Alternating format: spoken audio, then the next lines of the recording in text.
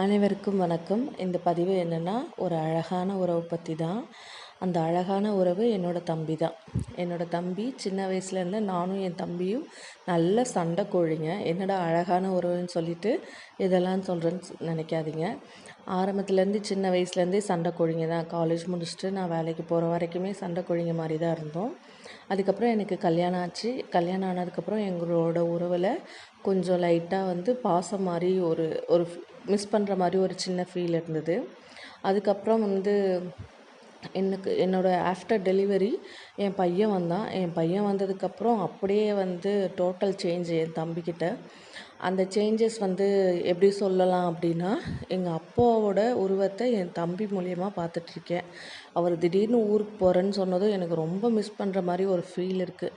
இந்த மாதிரி மூமெண்ட் யாராவது எப்பயாவது ஃபீல் பண்ணியிருக்கீங்களான்னு மறக்காமல் கமெண்ட் பாக்ஸில் கமெண்ட் பண்ணுங்கள். பாய்.